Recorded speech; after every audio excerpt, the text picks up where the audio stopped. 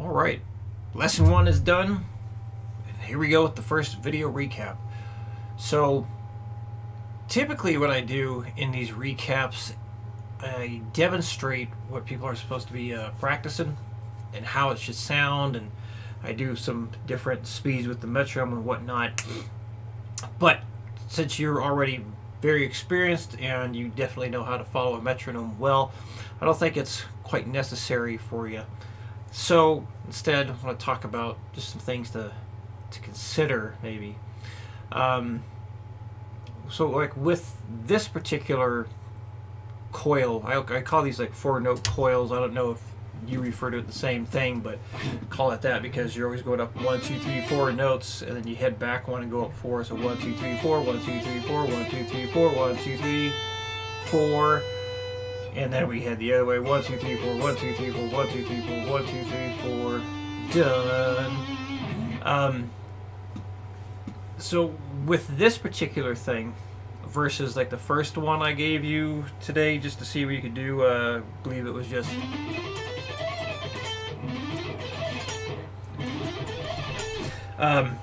so something like that, where you're just going up and down a scale, just one note after the next, coming back, you will have a much better chance of getting something like that way faster than what's up on the screen right now. So I just want to make sure that you're aware of that. Like, even though something like this that you're going to be practicing is used in metal solos, metal riffs, whatnot, it's not something that's going to be blazingly fast.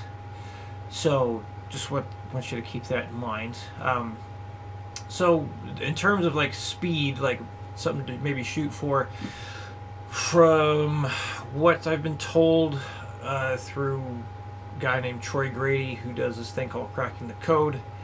I don't know if you're familiar with him, but just in case you're not, he basically like studied a lot of videos of big name shred guitar players to figure out how they were able to play certain things that just completely stumped him. And a lot of it had to do with the way the pick would travel away from the guitar and whatnot, which is basically you have pick slanting terms and whatnot, which we can talk more about. But what he found is like patterns like this, like in order to avoid hitting the strings, which is we talked about it a little bit today.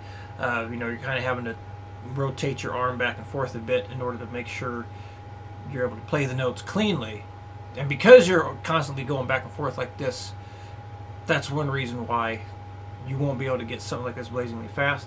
But anyway, I just kind of lost track of what I was thinking there. So yeah, he had a thing on his site on like the fastest 16th note speed picking people can do. It's basically a user poll.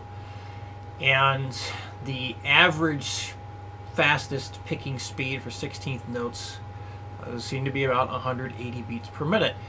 And it turns out that, I think Troy told me that a lot of like the 80s shred stuff was around like 170, 180 beats per minute.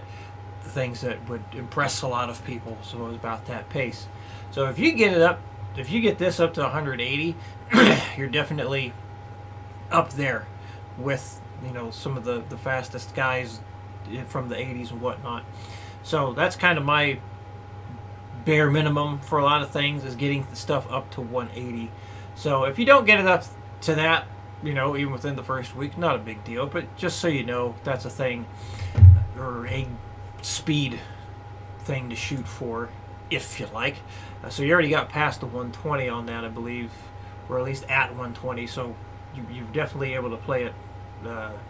You'll be getting it past that within the week for sure. So this guy, not a whole heck of a lot to say, I don't think. You seemed like you already had a good idea on what to do. It looked like you had your index finger down the entire time when you're transitioning stuff. So that's something I definitely recommend doing. Just keep that index finger planted on that E string the whole time, and just try your best to keep all those fingers down after the hammer on, so you get those good pull-offs there.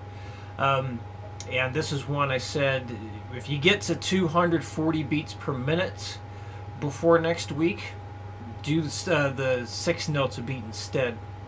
Because doing the sextuplets is something that I do recommend practicing once you get to that point of, being able to go really fast, because you can definitely get something like this, like the hammer-on pull-off stuff, faster than triplets at 240. So the other thing is, today, first lesson, a good deal of that time, as you noticed, was just kind of me getting a feel for where you're at. So we will be doing more exercises per lesson, probably like 3 or 4 at least, from here on out, I'd imagine. So now that we're kind of fine-tuning where you're at, depending on how fast you get the picking thing, we may not do too much focus on that, because it seemed like you already have really good coordination and picking skills and fingering skills with something like that. So in terms of taking stuff like that further, if any exercise stuff that you may have, whatnot, just applying the metronome approach is really what's going to take that further. And just always start at 60. So it's another important thing. No matter how fast you get with either of these 2 exercises this week, always start at 60. Always start at 60 and continue going up by 5s. It just keeps polishing the technique and the rhythm and all that stuff as you keep going. So, and I want to emphasize that, make a point of that, because some guys will, let's say they'll get up to 140 with something like the coil exercise here. So they'll get it to 140. And then they think the next day, okay, well, I can just start at 100. It's already got that far. It's not good enough, or not a good enough approach, because you still want all like those warm-up sets, those warm-up takes to get yourself there. Because, yeah, I'm going to start rambling on about the same thing over and over and over again. So hopefully maybe some of those pointers can give you some good perspective this week. But if you have any questions that come up with stuff when you're practicing, please let me know.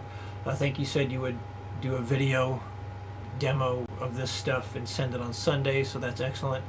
And yeah, again, if any questions come up, let me know. And we're just going to keep taking things further and further. Goodness. Apparently I need to drink some water. So yeah, I will see you again on Monday.